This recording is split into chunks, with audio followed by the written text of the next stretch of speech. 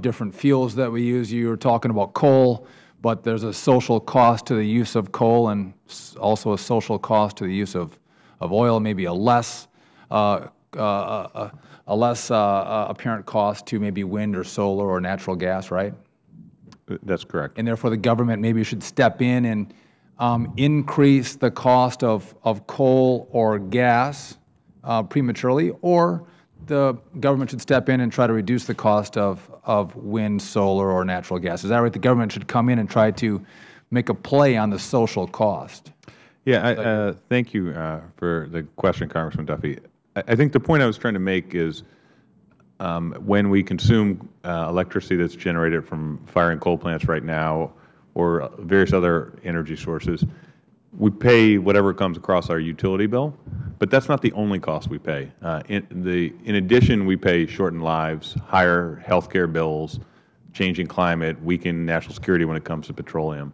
And just because those don't show up on the bill currently, that doesn't mean we're not paying them. Okay, and you're a proponent of natural gas, is that right? No, I'm a proponent of leveling the playing field for all energy sources. And so what does that mean in practice? That means in practice that when we make our energy choices as consumers, the prices should reflect the cost of producing the kilowatt hour of coal, but also all the other costs that consuming that kilowatt hour of coal produces. So in essence, in your version, we want to see the cost of oil go up to take into account the cost of lives and climate change and global warming, right? The idea is that we're paying those costs now, but we're not able to make choices that reflect, that recognize those costs. So I want to be clear, though, you want that to be reflected in the end price of that product, correct? I think we as a society would be able to make better choices if the end price of that product reflected the full social cost. So in essence, you believe that the end cost then should be higher, correct? It depends on the energy source. Let's use gas, oil, gas for not natural gas, but gas for petroleum. Yes. Yeah. So yes. So we've been talking as a panel. Some of the EPA regulations are meant to help reflect that price, and my own view is that not all of those social costs are recognized. They only give me 5 minutes, so I want to be very clear on what you're telling us here. You would like to see gas, petroleum, so gas at the pump, reflect the actual social cost of the use of that energy source, which would mean it would have to go up in price because today, per your testimony, it doesn't accurately reflect the social cost in the price. Yes or no? Congressman Duffy, yes, and all other energy sources as well. Right. And so if you do that, if you want to make sure that we increase the cost of our gas at the pump, and in essence, you might then see more use of wind and solar and natural gas, in that calculation, have you taken into account the social cost of the men and women who are sitting in this room today that are steel workers and Boilermakers who will lose their jobs because you, as an advisor to the President, say that as a social policy, I want to see more Americans use a different energy source? And have you considered then the loss of these men's jobs per that policy? That's an important question. And of course, when one causes changes in the economy, people lose their job, and that's a real cost. And in an adequately defined system, they would be recognized. Let me also make You're willing to bear that cost, though, to be clear. Sorry? You're willing to bear the cost of these men's jobs for that social policy. Well, I think it's very important. I think you're raising a really important part of imposing regulation. I only have 30 seconds. You're willing to bear that cost for the social policy. If I could finish. In addition, I think part of that calculation has to be, and I'm glad that Senator Casey has returned to the room, the tremendous opportunities that appear for people who would produce the alternative.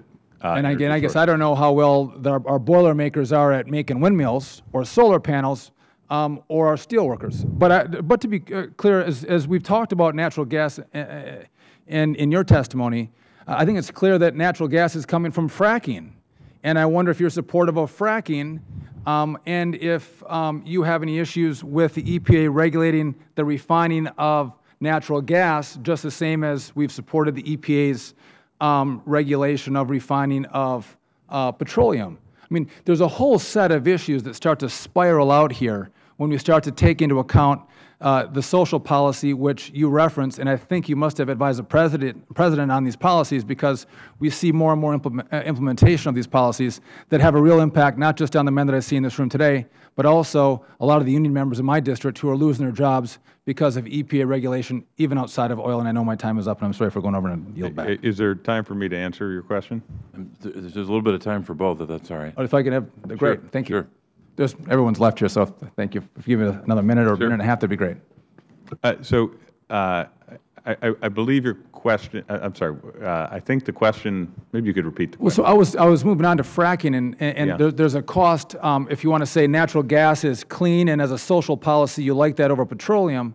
Do you also say you support then fracking, which produces natural gas? And then when you look at EPA regulations, are you okay with minimizing those regulations on the refining of natural gas, which is needed, as opposed to the refining regulations that we see for petroleum from the EPA? Yeah, okay. So let me just clearly state, I stopped working in the White House in February 2010.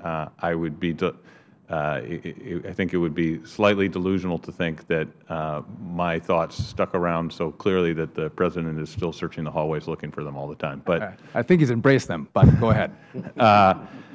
But let me just say, my view is whatever the social costs are, be they from environmental damages associated from fracking, be they from greater air pollution, be they from greater CO2 emissions, they should be reflected in the energy prices. And, you know, candidly, until we have a system where those prices are reflected, we'll continue to make choices that cause shortened lives, cause a climate that changes, constrains our energy policy, constrains our foreign policy in ways that are adverse. And if I just have one more point, my concern is, what bureaucrat makes that decision? What bureaucrat makes that policy, that social decision? Or does the bureaucrat want to give that decision to the Boilermakers? Because I bet that the Boilermakers and the steelworkers have a different social philosophy than a bureaucrat that works in the administration or any other one of these agencies in Washington, D.C. And there's a differential in social policy and social view. You're raising a very important question, who makes the decision. And I think it's important to underscore that decision is being made all the time today. And with respect to greenhouse gases, it's largely being made that that has no damages. So it's not that this would be a change in someone making a decision. The decision is made today. It's just made in a very particular way that doesn't reflect the full cost. But a bureaucrat isn't then making the decision to increase the cost because of their social analysis today. And my time is up.